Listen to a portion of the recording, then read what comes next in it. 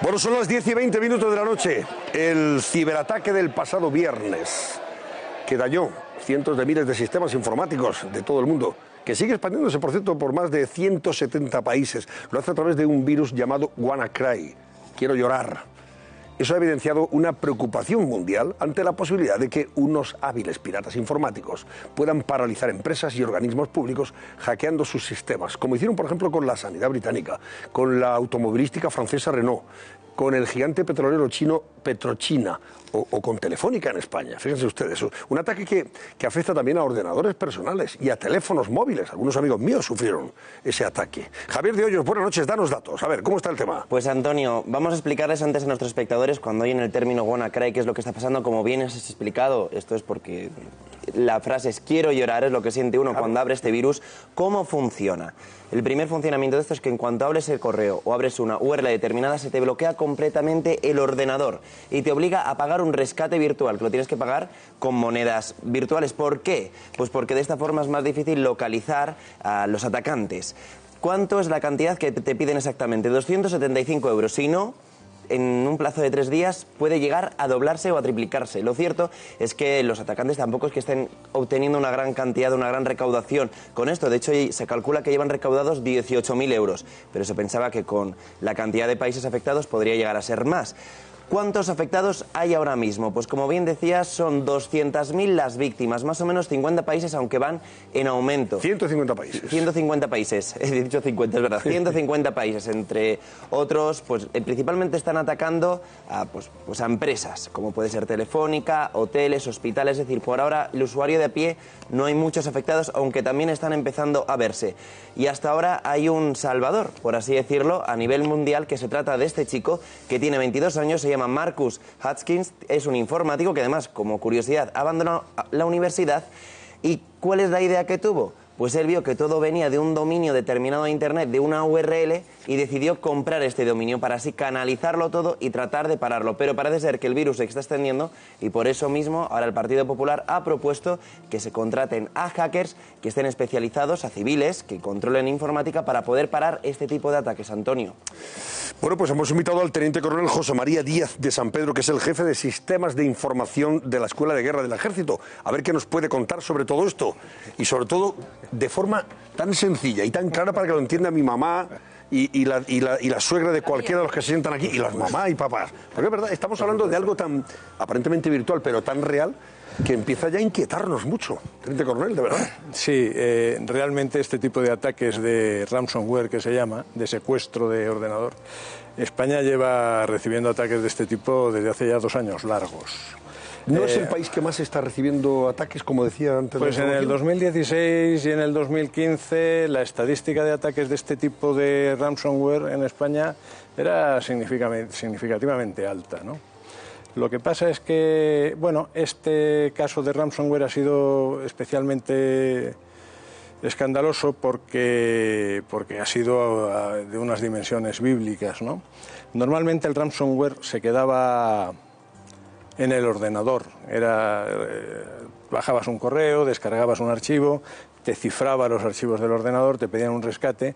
O sea, te encriptaba. Sí, te encriptaba. Te desaparecían los datos y dices, ¿y ahora qué hago yo ante esto? Sí. Y te pedía un rescate. Te pedía un rescate y si, bueno, teóricamente si pagabas el rescate, pues te daban la clave para que desencriptara los archivos y volviera toda la normalidad. Limpiar el virus. Sí. ¿No? El problema es que este ransomware, el WannaCry, además tiene un pool añadido, y es que se distribuye a través de la red, buscando cierta vulnerabilidad del sistema operativo. Entonces, o sea, que no se queda en claro, el ordenador donde abres, claro, en ese momento el entonces, sistema uno de la empresa, sigue viajando por la red. Sigue viajando por la red.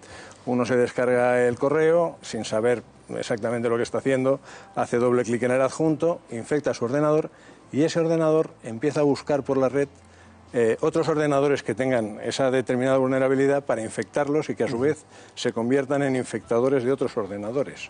Eso es lo que ha hecho que de repente haya tantísimo ordenador infectado. Y además, ¿no? Empresas muy importantes, hablábamos antes de la automovilística francesa Renault o la Petrochina, Petrochina, vamos, la empresa del gigante petrolero, o por ejemplo en España Telefónica, pero son muchas empresas las afectadas.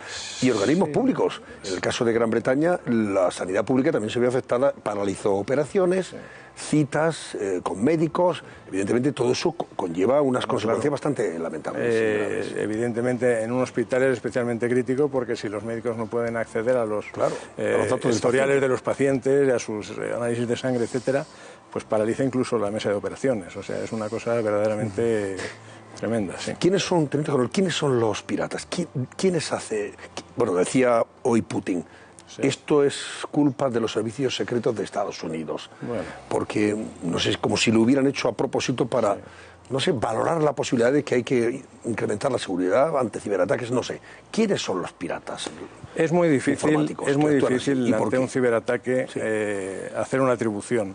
Es muy complicado, sobre todo en los primeros momentos. Conforme ya se va analizando el tema, pues ya se llega a sacar conclusiones de más o menos por dónde pueden haber ido los tiros, ¿no? Pero, ¿quiénes son? Bueno, pues hay un floreciente cibercrimen.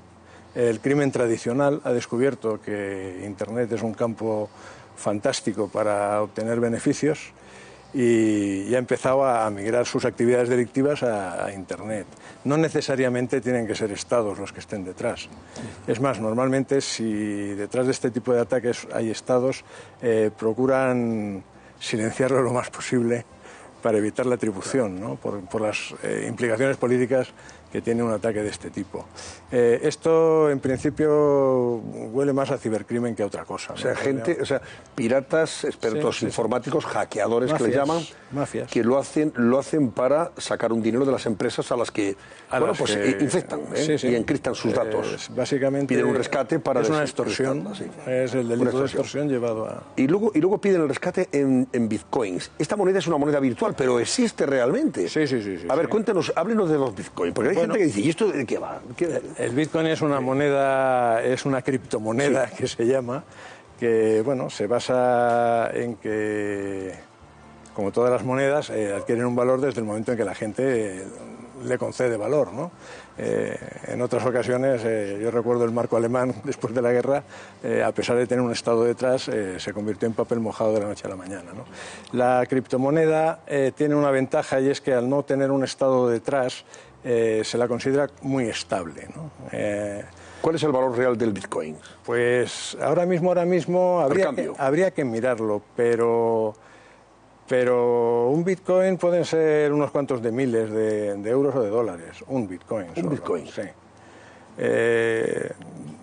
La ventaja principal del Bitcoin es que proporciona cierta capacidad de anonimato.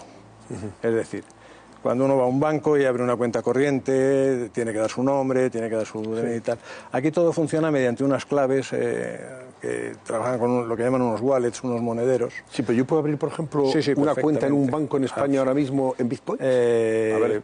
Pues la verdad es que no se me ha ocurrido abrir nunca ninguna, pero me imagino que no sería especialmente complicado. No se abriría en el banco, porque el banco no controla el Bitcoin. Pero sí se podría hacer un cambio de divisa en Bitcoin y meter esos bitcoins en un monedero concreto, en un wallet concreto. ¿Que sería el banco el que los custodiara? No, en absoluto. ¿Dónde se custodia eso? El bitcoin se custodia en una red mundial de ordenadores que básicamente es similar a la red Tor, que mantienen una especie de contabilidad global de las transacciones que se realizan con esa moneda. Qué complicado es esto, teniente coronel. De todas formas, estos piratas piden ese rescate en bitcoins. Pero... Sí, el significado es porque si yo, por ejemplo, tengo un wallet con bitcoins y con una clave que es la que permite hacer las transacciones sobre esa moneda y yo entrego ese wallet a otra persona, pues utilizando la clave es como si fuera su cuenta corriente, ¿no? Es decir, es una especie de cuenta corriente anónima que puede pasar de una mano a otra sin que se le pueda hacer un seguimiento especial. ¿Y luego cómo ejecutan o materializan ese dinero virtual en dinero real, contante y sonante, en dólares o en euros? Claro, al final eso termina en un banco que cambia al cambio correspondiente el Bitcoin por dólares o por euros o por lo que sea. ¿Y lo pueden hacer en cualquier banco del mundo? Hay bancos En todo el mundo hay bancos ya que lo hacen.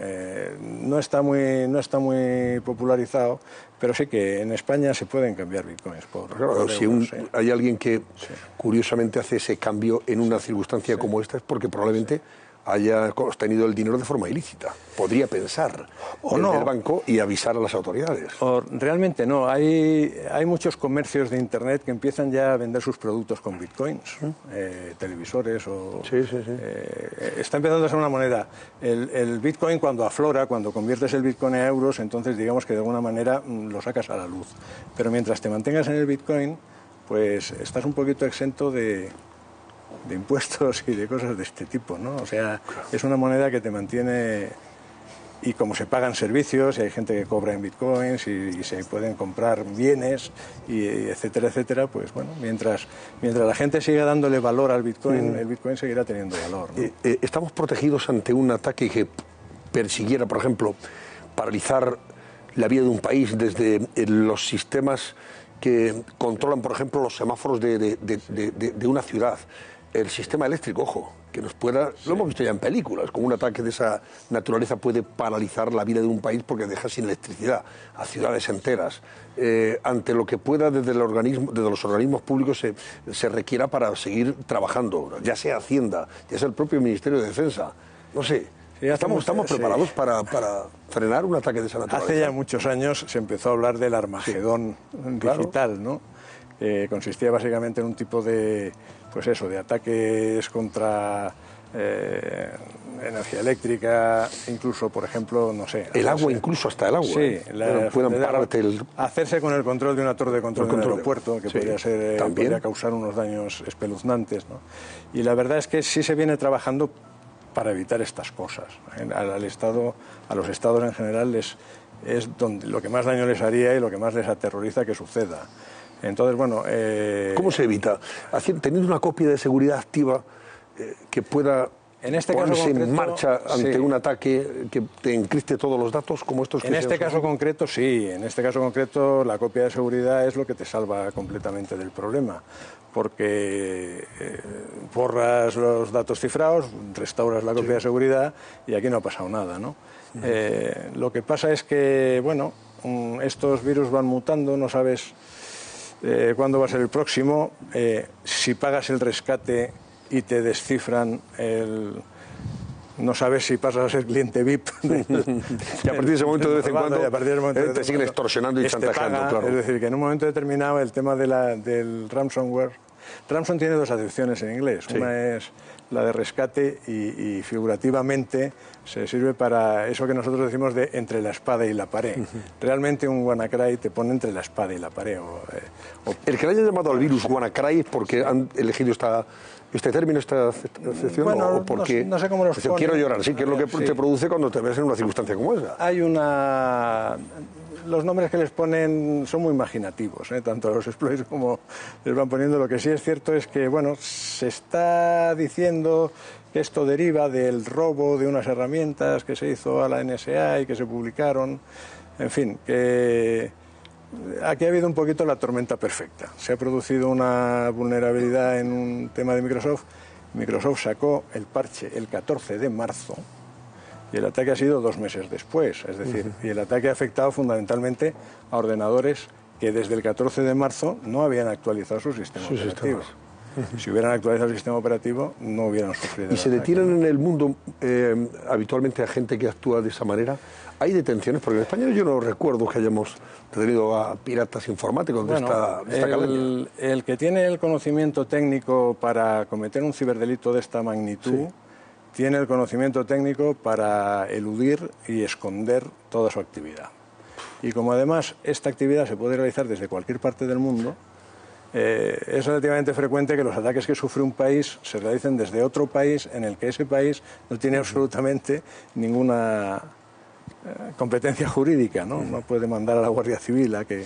Esta gente estará, me imagino, muy interesada, por ejemplo, en hackear las cuentas de los clientes de un banco, entrar en los datos de tal forma que incluso pueden vaciar esas cuentas. Claro, yo imagino que los bancos, en general, tienen unos sistemas de protección especialmente acreditados, ¿no? Esto es para evitar que un hacker pueda hacer eso. Esto es la eterna historia de la espada y la coraza. Los bancos tratan de protegerse, los malos tratan de encontrar la herramienta para asaltarla y así sucesivamente. Es ensayo-error, ensayo-error. Lo que sí funciona muy bien es lo de las barbas del vecino. En el momento en que ves pelarlas de un vecino, todo el mundo pone las suyas a remojar y las respuestas suelen ser bastante rápidas, ¿no? A este respecto quiero decir, para aportar un poquito de tranquilidad, que el ciberataque de WannaCry, yo tengo la primera noticia de esto el viernes a media mañana y el sábado a media mañana el Centro Criptológico Nacional ya había elaborado una vacuna y la estaba distribuyendo. ¿El Centro Criptológico Nacional, el CCN, una vacuna que se llama No More Cry, ¿no? Que básicamente dice, bueno, si no has podido actualizar el software de tu ordenador para evitar esto, al menos vacuna con esto que te doy, y con esto que te doy evitas la difusión, ¿no? Fue el primer país que se enteró y además reaccionó. España, como antes también escuchábamos en la información. Pues no me sorprende, no lo sé a ciencia cierta, pero no me sorprende, porque en los últimos 15 años España ha hecho un esfuerzo monstruoso para ponerse al día con estas cosas. Y el Centro Criptológico Nacional y el INCIBE y todas nuestras, digamos, organizaciones viven muy preocupadas de este tema, ¿no? Venga, una pregunta más para el teniente coronel, alguna curiosidad que tengáis rápidamente, antes de despedirle. Venga. Una muy rápida, y perdone el lenguaje pardo. Claro, viendo la dimensión del robo, que son 18.000 euros, a mí por lo menos me llama la atención, ¿no? Parece solo hacer cualquier kinky en 2 tardes en Carabanchel. Entonces me pregunto si ellos son muy buenos, los hackers estos. ¿Por qué piden tan poco, no? O nosotros somos muy zotes, porque no acabo de entender mucho la magnitud del daño que provocan con arreglo del beneficio que reciben, y entonces me pregunto si es que no estamos preparados, porque no se me ocurre cómo es posible que 4 chavalotes, por muy listos que sean capaces de derribar las barreras y las protecciones de estados con servicios como el que usted dirige y con otras tantas agencias de investigación, en fin, de todos los servicios imaginables. Pues desgraciadamente es así.